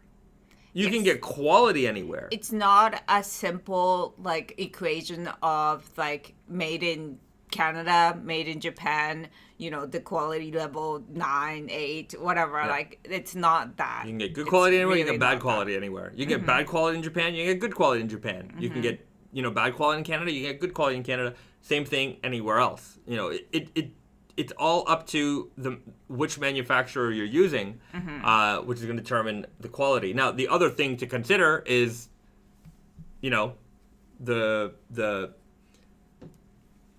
what you're not paying for, right? You can get some really high quality stuff made somewhere, some very intricately made things made somewhere, but are those people being treated properly and fairly? And now what that means, depending on where you are in the world, also differs. Yeah. You know, standards of living are very, very different from place to place. So, look, I'm not going to dump on anything. Everybody who makes even in the cheapest place in the world, the people who are making those garments, they're not untalented people. They're talented workers, and they do a great job. And if they were anywhere else in the world, maybe their working conditions, their pay, all that stuff would be worth a heck of a lot more. But unfortunately, they're in the circumstances that they're in, and those things may or may not be available to them at this point. Yeah, but then it all comes down to kind of like an economy of that area where, you know, you don't like, look, you don't need much more. Like, it's not an equivalent of like, okay, you live in Canada, you get paid a certain amount. You live in China, you get paid a certain amount. Like, you might not even need that money to have a proper life. So with that said, I think it's a lot more complicated than you know. A country of origin is an interesting thing to know about, and I think everybody should be aware of where your clothing came from, where it was made, and it is a responsibility of a brand to talk about this. I think it's just the thing is, like, we do make the unbranded brand in China. And the reason why we can get that level of product at such much lower price than we do for Naked and Famous or Naked and Famous made in Japan is because we're making it in China. That doesn't mean that like our responsibility of making sure that quality is good, making sure that the working condition of the people who are making them are good is any less. Like, we make sure that those things are good. We're not just working with any factory. Right. So we're still proud of all these things, even though we obviously pay less to make those there. Yeah. And like, especially with Unbranded, like, Unbranded was a brand designed to challenge like the made in China. We wanted to produce the best quality product at that price point, because there's a lot of jeans, a lot of products at the unbranded brand price point, made in China, but the quality does not match. And it just can show you, like, you know, how much cheaper are they making their products than what we're putting out at the same retail price, and like, what's going into that, right? So there's like, you know, the quality and the country of origin just comes down to like quality and also the value. Like, you have to be realistic that like the value that we put out with the unbranded brand is amazing, and the quality of production is great. And I know that a lot of other brands who can make that level of quality in China, but they're selling at much higher price. So the value isn't that good for those brands, whereas like... Or they're making a much crappier product and selling it at the same price. Right. And it's like... That's not too... What, like, if you're doing that, that means your margin has got to be huge. Yeah. And if your margin is huge, that means your cost is very, very low. In order to get a cost that low, what corners are being cut? And that is ultimately the cost. But also, like, what the money that you make are going, like, where it's going. I guess that's more of a question. Because like, there is a difference between what you can put out as a brand who's direct to consumer versus, like, brand through wholesale. There is, you know, a margin built in for the retailer to make money, for the brands to make money. So when there's like two parties, there's a little bit, you know, a higher price at the end of the road. But, you know, sometimes it's worth it, or because, you know, you just have the distribution that you have, and then because you sell more, that you can make at lower cost because you make in bulk and not make it in 50 units or whatever. So a lot of things go into that, but there is a limit, there's a ceiling to that. After all these two parties are taken care of, there's nobody else. So that means that if you're like getting higher margins, then you're paying for things that you don't need.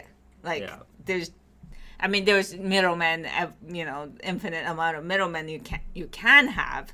But like those, in our opinion, those people are not that necessary. Rights W5 rights. I've seen Levi's made in China, and I think it was Bangladesh. Also, if I remember right, Bangladesh is where you go when China is too expensive. China is getting way more expensive these days also. But just consider that. Look, China's not the cheapest place in the world anymore. And China has high quality and low quality, cheap and too. But Bangladesh doesn't necessarily have a lot of quality garments coming out of there. It's like sometimes you have to go to China to do a certain process because they are highly skilled. Whereas Bangladesh is, I don't think they're known for their skill or quality. I mean, I'm sure, look, to a certain degree, they're skilled. But the biggest problem with Bangladesh is conditions. Right. That is certainly the biggest issue. And look, just like anywhere else, even in North America, we went from no and poor conditions, and you work your way up. So that is the inevitability of this industry, is that you have to start somewhere and you have to build your economy up. So there's that aspect to it as well. But for me, you know, if you're charging a fair price for the products that are made in, you know, look, the reality is that everybody needs affordable clothing. So you need to balance that out as well. This is a very deep conversation. But if you're gonna make a very inexpensive product and charge a lot of money for it, then at the very least, the people who are making it should be well compensated, right? So it's unfair to take. It's fair. I mean, fair is the F word, but you know, if you take something that's made for really, really, really low, and you charge really, really, really high, I just feel like you're not helping those people and you're not there's just something odd. Like, look, we're a business, you got to make money. I understand that, but I don't know. I just think that the divide of like the amount of products that I see that are being sold that I know were made for the pennies, that are being sold for a heck of a lot of money. It just seems like you're cutting all these corners to like really absolutely maximize your profits when Yeah. I feel like there's something missing at the bottom there. Yeah. Right. And also the like transparency. Like the reason like why I like making things in general in Japan or like in Canada, like we have our own factory, so that's as transparent as it gets. But with Japan, like like there is a certain level of transparency, a certain level of expectations that like. To be fair, we have made things where like we haven't been to the factory like ourselves and looking at them making it, but in general, like we know people, like we know how it goes, and we know that something horrible isn't happening. Whereas when you and like with unbranded, like we make sure that we're working with one factory that we know about, like we can see how it and we can visit. Yeah. Whereas like a lot of the brands, sometimes they can't. Because sometimes, like, it's in a different country, like, you might not be able to have the connection. And the way it works also in some of the poorer countries is, like, you might have a contractor, right, and then they're going to subcontract and subcontract and subcontract. Yeah. Here in Japan, it's like, there is subcontracting, but it's all, like, a circle of factories. Like, they're all friends. And it's like, if I've got overflow, I'm going to send it to you. Right, you got overflow, you're going to send it to me. And, like, have we been to...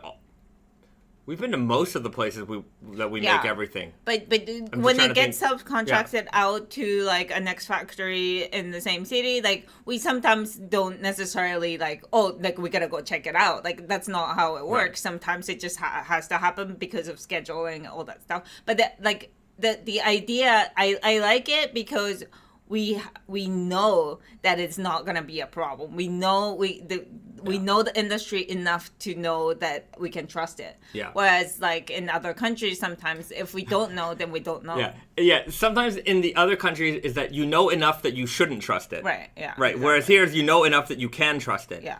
And if I ever wanted to go visit any factory at any time, it would never be an issue. Yeah. Whereas, I've heard stories of... I'm not going to name places or who told me, but in the industry where it's like... they say there's no child labor, and they're like, when the inspectors from the brand come, there are no kids around.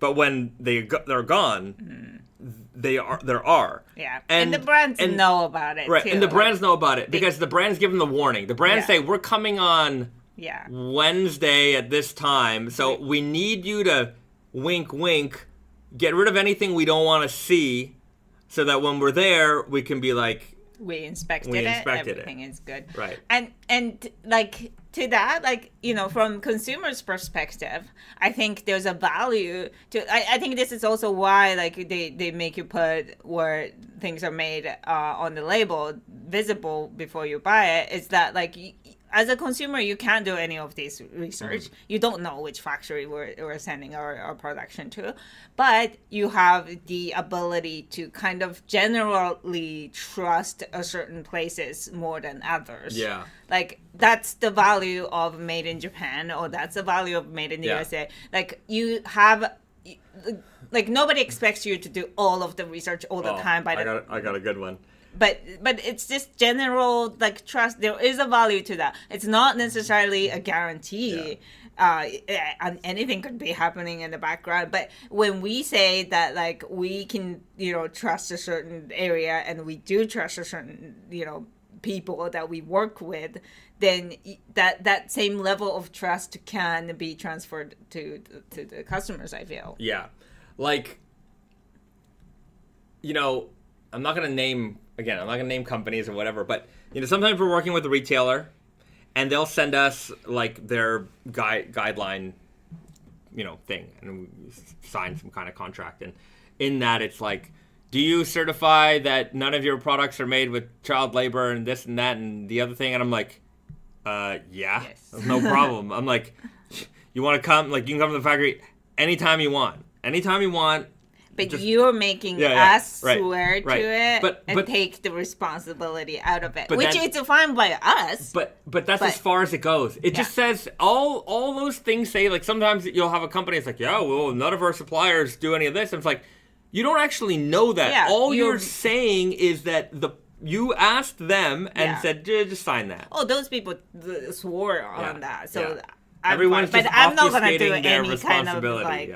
So I just made up a paperwork, and that's the responsibility that I'm willing to take. BD, which is, I mean, I guess fine. Yeah. But BD writes, you always hope it would be easier to be a good human instead of exploiting and ruining people. Thanks for your efforts. We try our best. And look, it's a complicated. It's very complicated. Yeah. Making things in developed countries is one of the hardest things. Right. It's manufacturing is a very difficult thing to do in a developed countries. In certain ways, certain things can be understood, right? But in other ways, when there's blatant, like, ignoring of, basic needs, then, look, you can't expect that in, certain countries that the way that they operate businesses are going to be as high tech as first world countries. They're just not there yet. We can understand that. But then there's just simple and blatant abuse of people, right? It's not like that in their country, there may be certain working condition standards that are normal. But when you go beyond that and are just exploitive of people, then that's where the real evil lies, right? So, anyways. But and on top of that, I think there's also the, like, standard of, like expectations. Like, certain countries are known to have higher quality just because it is the expectation. Whereas, again, like I said, with China, there's just the top notch from the bottom end. Like, there's so many available level of quality that you do have to do a lot of research before you know. Yeah. Cruiser writes, it's bring your child to work day. That's a good excuse. Yeah. It's bring your kids to work day, guys. Yeah. Wherever we had to do that in high school. In high school? Yeah. You bring your kids. No, not. We were the kids. And at some point we had to go. No. Yeah. Obviously, no. Yeah. I definitely. But as a high school student, you went to somebody's. Like, I feel like bring your kids to work days like a smaller kids. No? I feel like I skipped that day of school and did not participate. Wait, but you go to school, you don't go to... No, like, instead of going to school that day, you go to work with, like, your parent or somebody's parent or somebody, and then you, like, have some assignment that you're supposed to do. That never happened here, I don't think. Oh. I've certainly never been to my dad's work. Yeah. It's pretty... I feel like it was pretty normal in the West to have a day... I see it on TV shows. So. Right. Bring your kids to work day. I definitely skipped school that day. I know that our school did it. I did not do it. Yeah. But you basically skipped the work that day because you didn't go to school that day. But I definitely, at that time, was working. I was either delivering newspapers. Yeah, I mean, high school, like, you yourself is working. You don't need to go to somebody else's I didn't know to go anywhere else. Yeah, like, I thought bring your kids to work day is more like elementary school, like, level I was in, I think, 6th grade when we started delivering newspapers. So I was a child worker at one point. Yeah, but it's different. It's different. That was the paperboy. Yeah. A lot of people, that was normal. Yeah. The paperboy was normal. I was in Paris, and one of my buddies has a brand. And he was like, oh, yeah, we did, like, this, we just made a bag, and it's based off of, like, these newspaper boy bags from, like, back in the day. And I'm like, I was a newspaper boy. Let me go inspect these bags. I got to make sure that they're up to spec. Wait, it's from the 80s, or is it from, like, the 20s? I don't know. It's the same bag, really. Is it? Yeah, the paper boy bag. And so he's got one. I'm like, yes, this is how it worked. And I put it on. I'm like, give me another one. And I'm like, this is how I used to do it. I used to double wear two at the same time. I really wonder if I have that bag left at my mom's place. But, you know, sometimes, like, we joke with, like, you know, my sister, she has, like, a small child. And, like, whenever we need, like, extra hands around, like, our work, it's like, bring her and whatever. But, like, it's actually kind of a funny, like, thing if you think about it. Like, what is a child labor? Like, as a child, you, like, in our household, certainly there were, like, you know, chores that, like, sometimes, like, it's out of our regular chores. And if I do that, I get something in return. So you're basically working. It wasn't money in our home, but, like, I know kids who's like, oh, I get, you know, extra allowance if I do this kind of thing. Yeah. And it's like, is that a child labor because you are working for money? That's your household. But, like, how like, if it's your parents, it's fine. But if it's your, like, friends, I don't know. Like, it's, you know, if your parents have a restaurant, you're 8 years old and like work the cash register. That's like, certainly a child labor, but, like, it's not really bad. Yeah. But, like, the kids also sometimes they want to work the register. Yeah, but want to work. It's anyhow. It's a lot of gray regions in there, maybe. Okay, Shane, I remember hearing of a fire in a textile factory in Bangladesh, and the employees claimed that they were locked in, over 100 dead.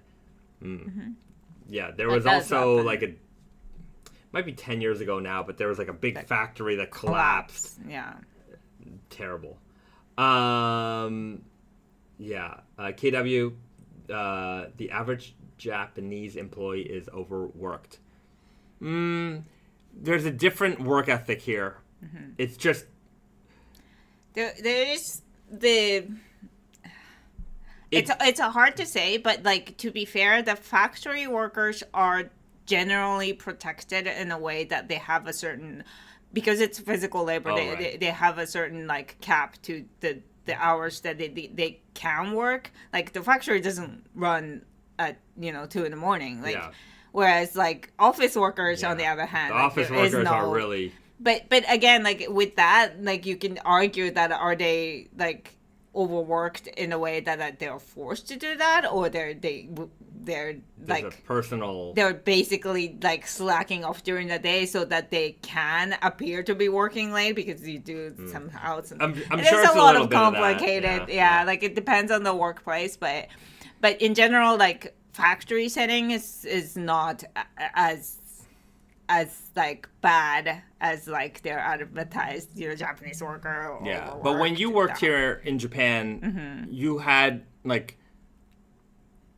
two weekends off a month, and you had 1 weekend, like. Yeah, so every other Saturday I worked. Yeah. That's pretty normal. Even when we're in school, there are, like, I think it changed while I was in school, but, like, there were Saturdays that Saturday is not guaranteed day off in a lot of settings here. Yeah. And, like, we didn't also, like, I mean, again, it also depends on how you're hired, your working situation was, but, like, I didn't get paid extra for the hours that you stay over. Certain workplace, they'll pay you, like, for the amount of the time that you spend at the office.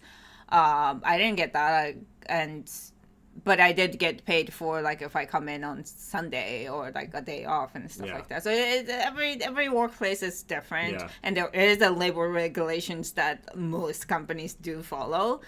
There's just, like, we call it black companies that are just, they know the loopholes and they can, But there's also just the personal part of it where, like, people are like, I leave when the last train goes. Like, that's how I work. Yeah. But like you said, like, there's people who, like, do nothing all day and then they get their work done at night, so it looks like they're doing it, or vice versa. Sometimes people work all day and then they just sit at their desk all night so that they look like they're working hard. It's it's just a culture of this that exists here. So. But even in Japan, things are changing, like, because of, like, these other countries pointing out, like, that we're overworked and, like, stuff like that.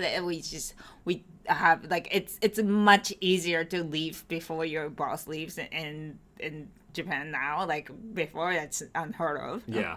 So things are changing. Yeah, Ken writes, definitely normal to skip a day a few times a year here in Canada. Right. Yes. Yeah. Yes. Not me, but I've noticed. The work ethic, I think everywhere is going like, a little bit relaxed. And in Japan, because we started off like really extreme, that like now it's coming down to like a regular person level, whereas like everywhere else, maybe if it's already relaxed, even more relaxed, it's not necessarily a good thing. I skipped a lot of school, but I've never skipped a day of work, and I feel like Dwight. I'm like, I don't get sick. I just really don't get sick. I don't take sick days. We took one holiday in the last 10 years, which was Hawaii. I don't know. Anyways. But to be fair, we do what we want to do for a job rather than, That's true. Yeah, we do have the job that we like. Yeah. So there's a trade-off there. Okay. We have snack time this week. Yes. We have snack time this week. We found something fun. It's a repeat also. Yeah, it's a repeat. But this is the 2023 edition. It's the 2023 edition. Skipping school was so much fun. Junior writes, skipping school was so much fun. I have to say, I think I learned more skipping school than in school. Okay.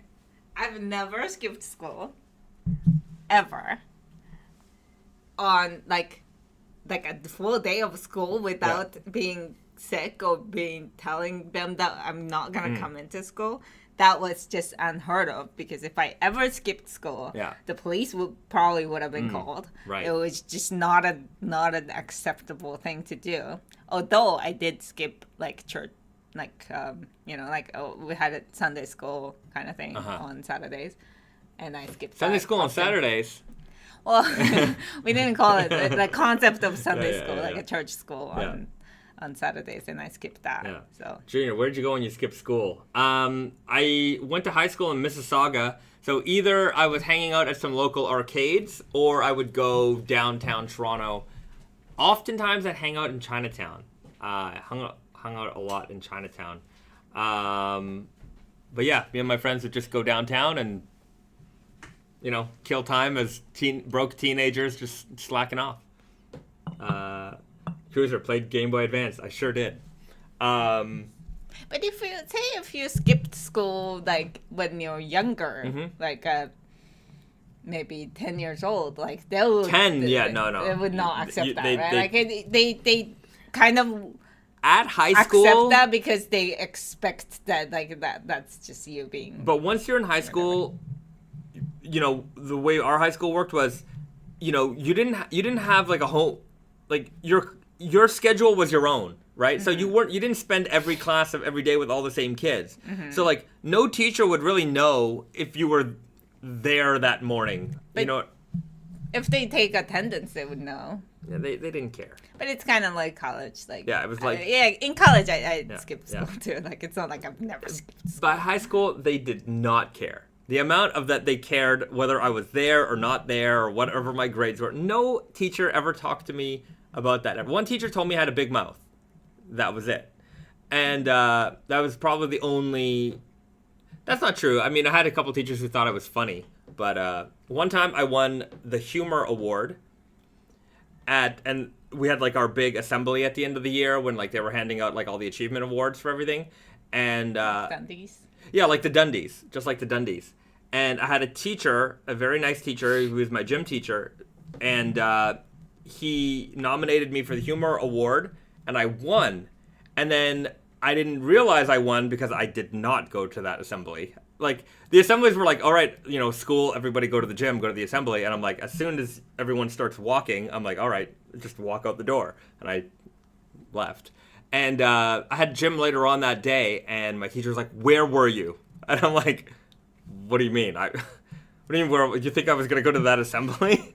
He's like, you won. And I'm like, okay. And then I never got the plaque or anything. Well, because you didn't deserve it. I guess I didn't deserve it. Get it. Apparently I was funny. I don't know.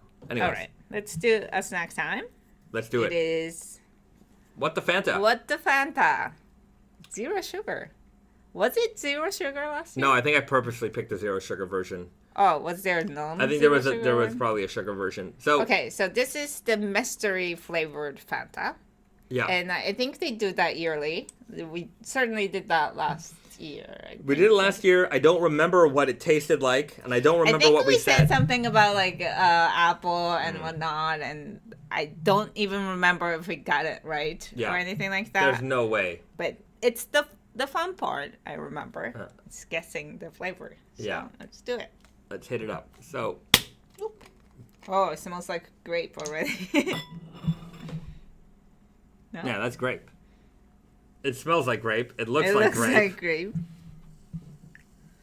Guys, is that grape soda or what? That's grape soda. That's pretty purple. I mean, it cannot not be grape. Oh, but it does have like a... Oh Apple-y. My god, this is very... Has a little... No, now I'm smelling the apple. Apple, yeah. Okay, let's try it. Okay.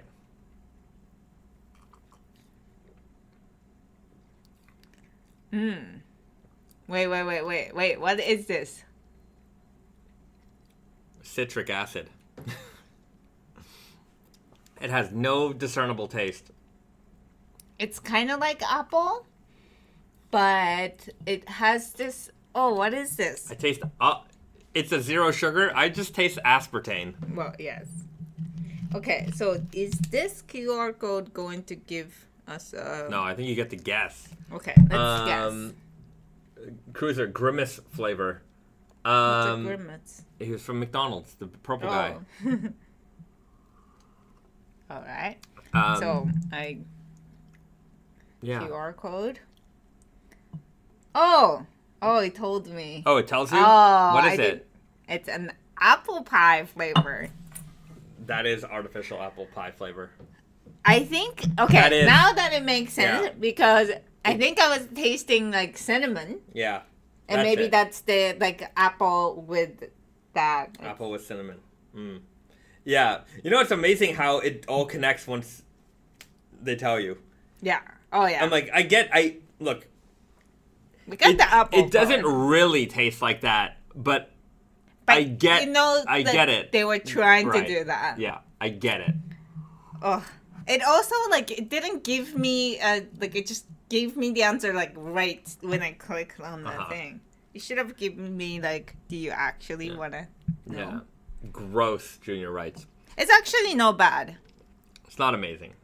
I'm not advocating for any more apple pie flavored sodas. Yeah, I mean, apple pies are so much better than apple pie fake drink. Yeah. But it is not gross. Maybe the real sugar version is tastier, but I just taste the artificial sugar. And then you have anyways. Guys, hopefully we didn't ruin that for you. But if you do see one of these out in your country, because I think this is a global thing, give it a try and see if you can guess what it is. Is it the same flavor across the world? I don't know. Probably not. Maybe. Rating. This is out of 10, a solid 1.8. Really? I was gonna say 3.5. It's not bad. 1 would be gross. Disgusting. This one's fine. I would. Bad. Yeah, I don't know. It's a pretty low rating for me. Mm-hmm. Pretty low. As in, I don't want it, and I would never have it again. Yeah, but you're not gonna purposely have a drink. I would pour this out. Is how I feel about it. I would not drink the rest of it. Yeah. It kind of looks cool though. It looks cool. It does look cool. It has that butterfly pea tea looking flavor. It would be great in a cocktail or something. Yeah. Junior, 3.5 is very below average. Right. It is certainly below average. But I feel disgusting. I feel like a 3 is maybe I'll finish it. But under 2, I'm not finishing it. It's going. I'm not gonna finish anything under 5. Really? All right. We have a different rating then.